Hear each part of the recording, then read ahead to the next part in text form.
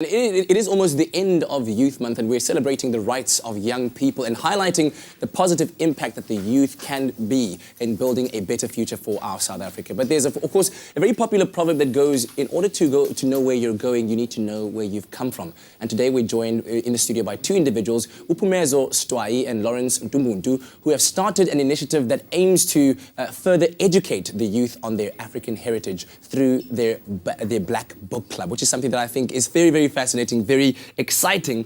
Gentlemen, firstly, welcome to the show. Thank you for having us, man. Good to have you here. So, despite the fact that there is history that is taught at our schools at different levels, people have studied it, what was the motivation for you to take this a step further and educate our youngsters more about our African history? All right. Thank you again for having us, Expresso. I think I'll start from the values and the pillars that actually started this. We said to ourselves, let us restore and kind of resuscitate values of istima, isithozela, ubuntu, for isintu, sabantu. So from that, we said we shall do it via books. So within books, we said, you know what, let us also restore African pride, African unity, and African renaissance. So we do it through three pillars, where we would go to high schools through lectures. And then we also introduced it in higher teaching segments, whereas universities, where we started chapters there. We worked in UWC with societies such as Himsong, and also within Guguletu, we worked with societies such as YLE within JL Zwane. Wow, so clearly penetrating all of the touch points where the youth might be engaged in. And when you are in these forums, what kind of literature are you focusing on in terms of African history? So we focus on African literature, such as your Frantz Fanon, your Steve Biko, and also we focus on African history. Yeah.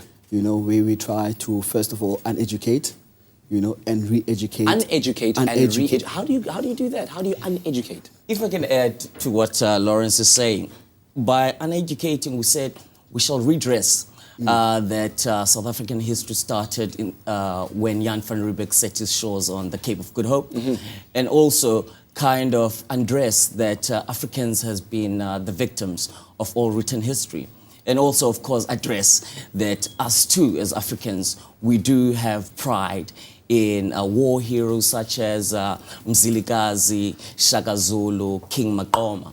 So, and also we have great engineers, great scientists. Yeah. It's manifested through the pillars and the nice pyramids of Egypt. You know, so with that, we saw a lot of traction to the new information, to also say, you know what, as Africans, let's try and create our own heroes. Yeah. You know, it's been enough I love that.